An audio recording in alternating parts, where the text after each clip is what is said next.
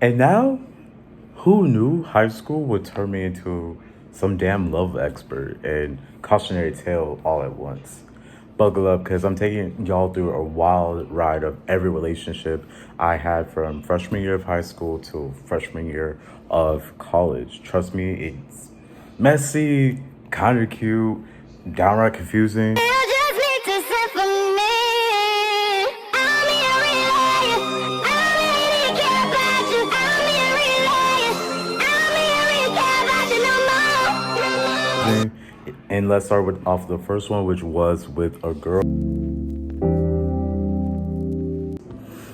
She was a year older than me, whatever. Sophomore, I was a freshman, sophomore, whatever. But she was like the same age as me, if that makes sense. Like she was a grade higher than me, but the same age as me. So, boom. I met HSD on the game on Xbox, or whatever. We was hooping on 2K, and she was cool as hell with me and my friends. It's me, my best friend, my older homeboy, and a few couple other guys maybe. And she blended in like she was one of the rows. But then she hit me up privately, and she was trying to get to know me for I don't know why she chose me, but she wanted to get to know me for. We hit it off like pretty quickly. One thing that really bonded us, we were both bisexual, and that was rare to share back then. We found out that we lived in neighboring towns for coincidence. Like I lived in one suburb, she lived in a different suburb of Dallas. We It was convenient. That was convenient as hell. And then we had swapped each other's Snapchats. She sent me photos, I verified her photos. They weren't coming up on multiple different softwares I use. And her Snapchat showed that she was indeed in a neighboring town. So I was like, everything was checking out, everything was cool. And then after a month or so, she had asked me to be her boyfriend. She asked me. I didn't ask her to be my girlfriend. She asked me to be her boyfriend. And virtually, it was all good vibes until she wanted to meet in person. We had met up, and let's just say I did go a little bit south on her. I'm not gonna say the exact words, but I did go a little bit south on her, and it was my first time doing anything like that, and she slightly into what she did tell me ways that I can improve, but I was like, this is my first time. Like I was on cloud 10 when that happened. And the fact that it wasn't absolute trash, y'all know that boosted my ego like so much. But after that though, she went batshit crazy. Like overwhelmed me to the max. I told her on the phone one time that I need her to like tone it down a little bit because I started feeling overwhelmed. Andre was freshman year. I started feeling overwhelmed. And she didn't. She never toned it down. She kept at the same intensity, even though it was killing me. And it started to really wear down on my mental and really like affected. Because mind you, I was in the house already. Because it was COVID. This was COVID. I was already in the house. It was virtual, all that. So my mental was like slipping. Got me tripping. My mental was slipping at that point. I told her directly that I was starting to feel overwhelmed. I told her directly, and she didn't change. So I changed. I started communicating with her less. I distanced myself more and more gradually, and to the point where I just eventually unfortunately ghosted her. Eventually she did get the message, but then she had the nerve to try to shoot her shot at my older homeboy. My older homeboy, y'all, he was older than us by like 3 years. He was like a senior in high school. We was freshmen. And I'm like, that's... It was crazy work because he sent me the screenshots of her hitting came up on the Xbox chat, sent me those screenshots, everything, and I saw everything, and I was like, that's actually crazy work, y'all. I want to tell you, I was like shocked, but I was like, hey, like she's not mine anymore, or I like didn't consider her mine anymore. So it was just like, but it's like after my homeboy, you could have moved on to anyone else. You went after my homeboy, bro. How weird are you? Ugh, that's so crazy. And but in the end, he curved her real quick. I saw that. I saw that in the messages. He curved her real quick, and we all just stopped gaming with her. Yeah, she was cold as hell on 2K. She was pretty good on 2K. Pretty good on 2K, but we didn't want to run fives with her no more. We didn't want to run anything with her, and she faded away like an old save file. Deleted.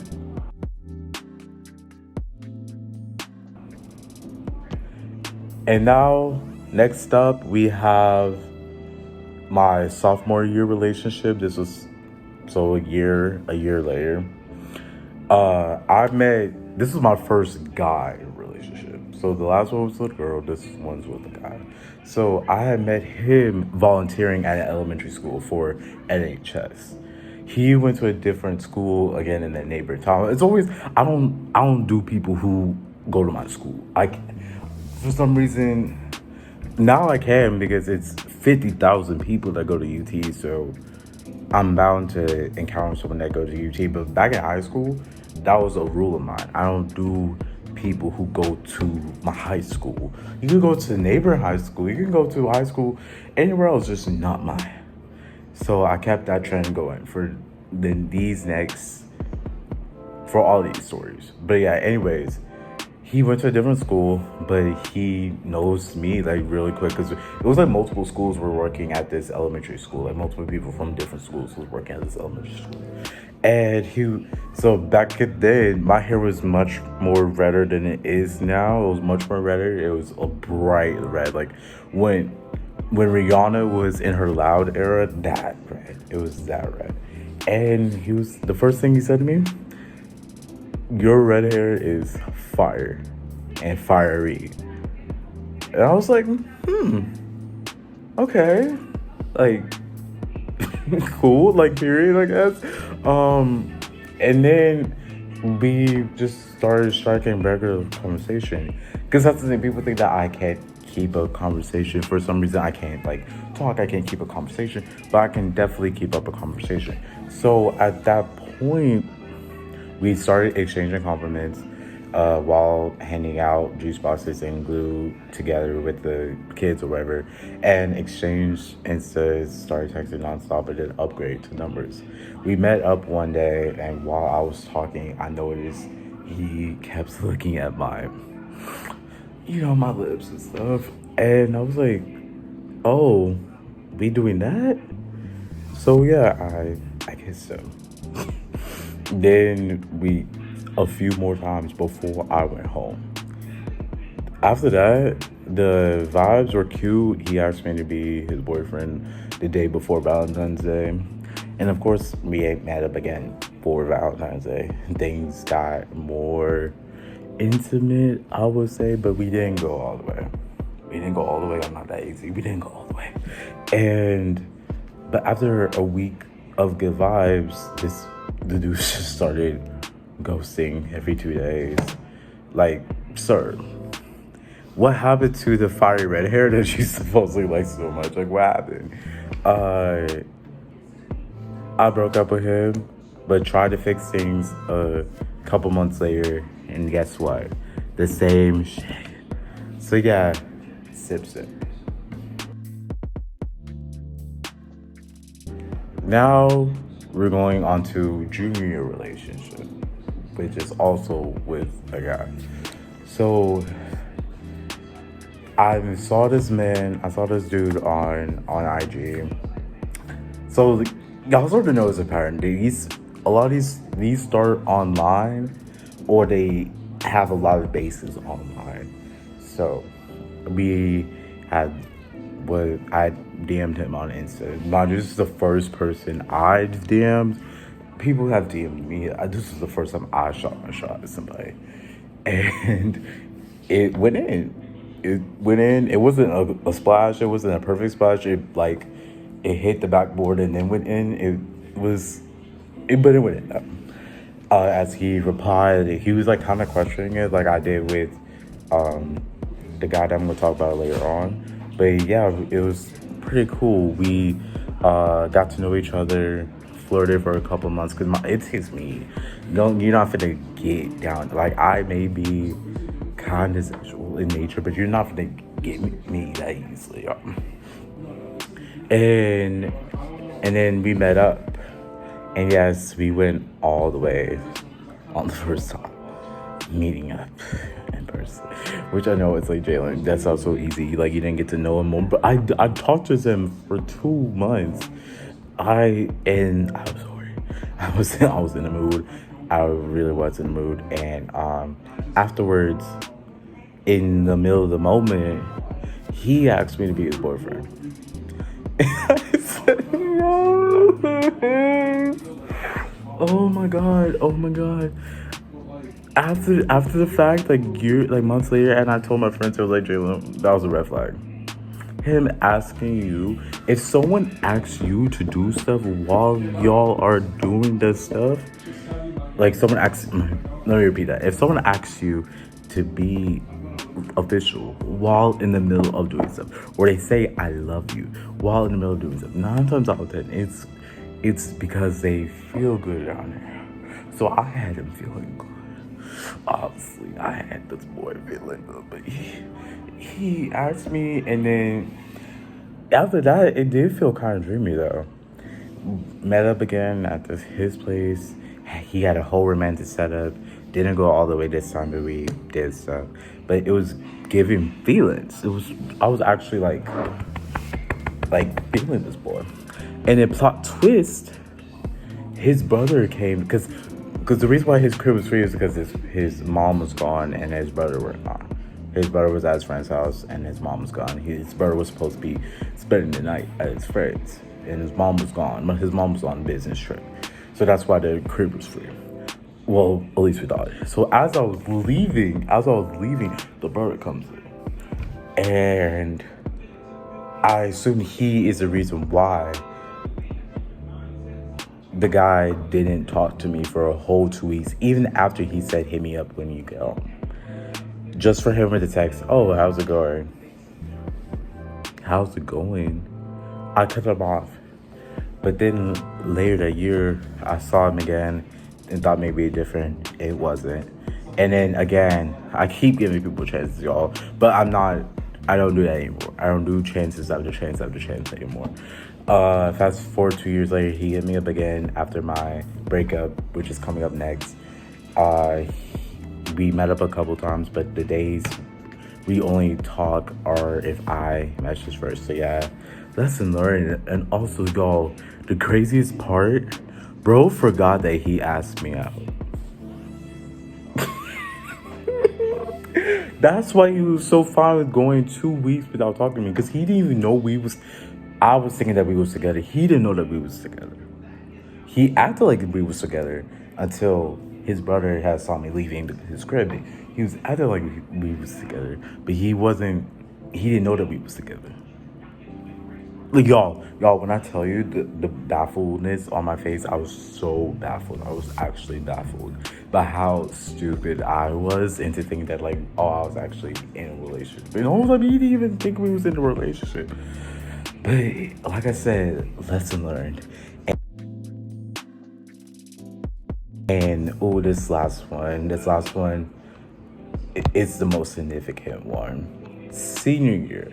So end of senior year, summer, going into freshman year of college, and all of freshman year up until mid-April. Longest relationship by far, and the most tear-inducing. And oh my god, again, I'm sorry this intro and stuff is repetitive, but he had hit me up on Insta. But I peeped his location this time, and it said Houston. I wasn't finna entertain that long distance BS, right? I wasn't finna entertain that, but I liked his profile, so I eventually replied. We vibed decently fast. He was smart. He was spiritual, like more spiritual than the last three. This man was like every day. This man was doing devotionals and praying and all that. This man was devoted to God, devoted, very much devoted.